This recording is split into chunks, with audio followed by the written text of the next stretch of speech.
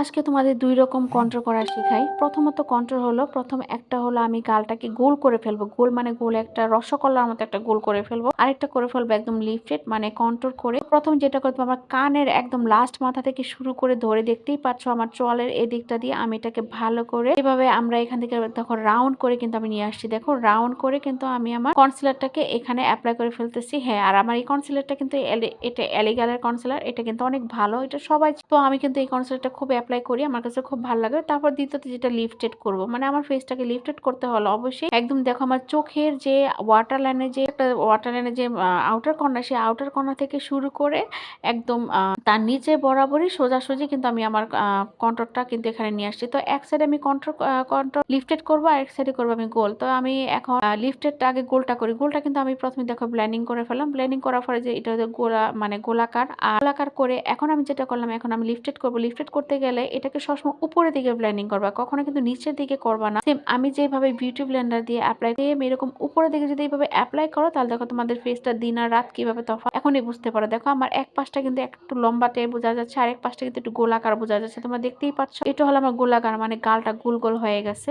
আর এটা হলো লম্বা। তো এরকম কিছু টিপস আছে যে অনেকে বলে যে মেকআপ আসলে সবে এক, আসলে কোনো কিছু এক না, কিছু টেকনিক খাতিরে সবকিছু হয়ে যায়। একটা হলো গোলাকার ফেস আর একটা হচ্ছে আমার লম্বাটে ফেস। তো যারা মনে করো যে ফেসটা গোল করবা, এভাবে কন্ট্রোল দিয়ে গোল করতে পারো, আর যারা মনে করো যে ফেসটাকে লম্বা করবা, তারা এভাবে কন্ট্রোল করে কিন্তু লম্বা করতে পারো। তো এরকম কিছু টিপস, কিছু মেকআপ ভিডিও যদি দেখতে চাও, তাহলে অবশ্যই আমার চ্যানেলের পাশে থাকবো। তো আজকের মধ্যে এখানে বাই বাই, টাটা।